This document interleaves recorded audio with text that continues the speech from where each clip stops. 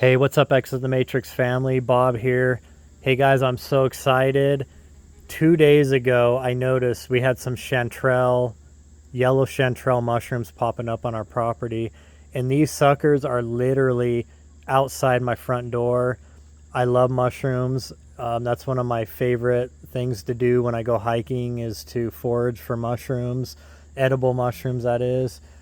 And we have about an acre and a half here in the Smoky Mountains, and we do get some mushrooms that pop up every now and then on my property that we can harvest and eat. And chanterelles are one of them. And I can tell you that chanterelles are a top shelf mushroom, grade A, one of the most popular mushrooms in the world for chefs and cooks to use in their cuisines. Very popular with the French cuisines, and so excited. I've already harvested some over the last 2 weeks, and some of them were on my property and some of them were elsewhere that I found. But today I noticed we've been getting a lot of rain over the last few days, and we have a bunch popping up. So what I'm going to do is I'm going to do a quick live video here with you. I'm going to show you what they look like, show you how to identify them, and I'm going to go ahead and harvest them and cook them here in the next day or two. So if any of you live out east here in the Appalachians, you'll probably you probably understand already the importance of these mushrooms, and you probably forage them on your own. But super excited to see them coming up on my property. And not only that, I'm not even having to walk around on my acreage to find them. They're like literally right outside my door. So super excited. So anyways, let's go here. I've got a bowl here with me, and we are going to grab them here. So this is my front porch, and this is kind of going out onto I call it the island. It's on our property. It's just kind of a break in between our upper driveway and our lower driveway here. And we have a little ditch running in front of our house here. Now this is just one little tiny part of our property. Our house is right on the edge of our property, and we have about an acre and a half that fans out from here. And usually I'll go looking for mushrooms out in the woods and stuff. But like I said, these guys are popping up right outside my front door. So I kid you not, look at this. Here's some of them right here.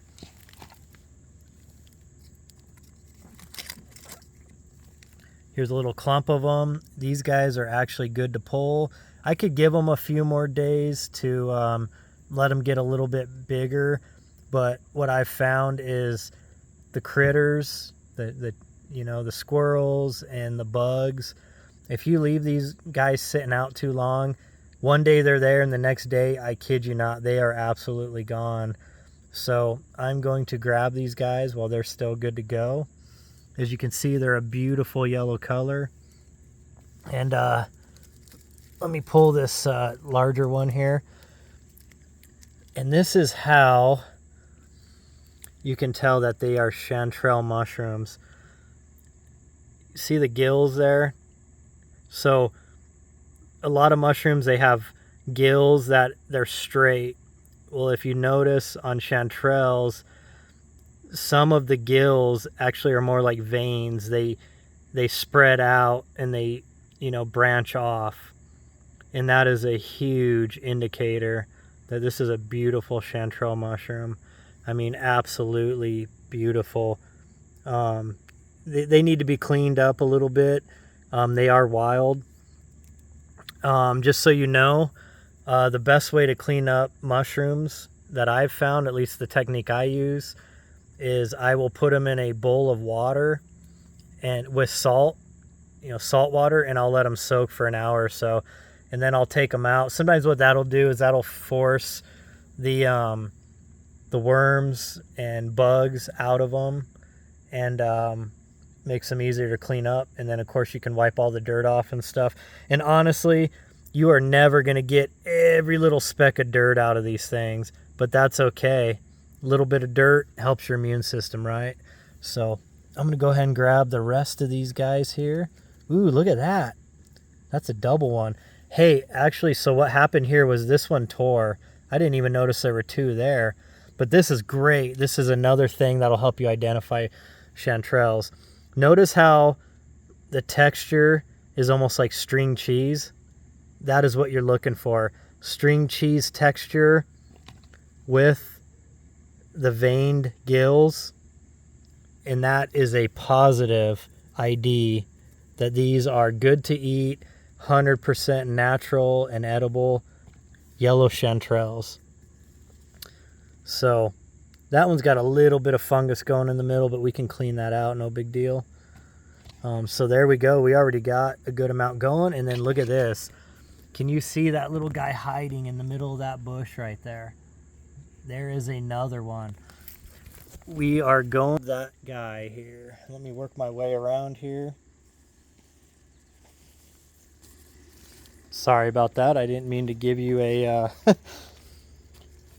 a facial of me with my shirt off, but it's pretty warm here in the Smokies. So a lot of times when I do yard work and I'm hanging out around my property, hey, I'm comfortable. You know, I'm going to do what I have to be comfortable here. So let's keep going here. I need to get a better angle to get to this guy. This guy's really making it tough on me here to get to. These rhododendron bushes, they grow like crazy. So let's get down to this guy here. Boy, he really hidden down in there. Oh, there we go. Just one single one. Look at that beauty. Once again, look at the gills on this. They're more like veins, how they kind of branch off and stuff. Positive ID of an edible chanterelle. And I'm sure many of you understand that you want to positively ID wild mushrooms before you eat them, because let's be honest, some mushrooms you can die. And sometimes you will not feel the effects until a few days after you eat them. Some of them right away you'll get sick from them. And so you got to be always careful about that. Now there is another bunch of them here on my property. I'm going to take you around. Sorry if my camera work is making you guys feel a little sick here. I'm trying not to move my camera around too much, my phone that is. But we are going to find this other bunch that my son and I noticed the other day. I don't know if you can see it there. See that yellow through the rhododendrons? Just peeking through. So I'm going to see if I can make my way up there. I'm probably going to get attacked by some bugs and stuff. But here we go. Look at this. I have never had chanterelles in the 3 years we've owned this property pop up down here on this island like this. These guys have been, look at them, they're getting a little bit eaten into. If you can kind of see that, see how the edges are kind of eaten already. I tell you, the squirrels love these things, the bugs love them, but these, we can still harvest these. I think we can use them.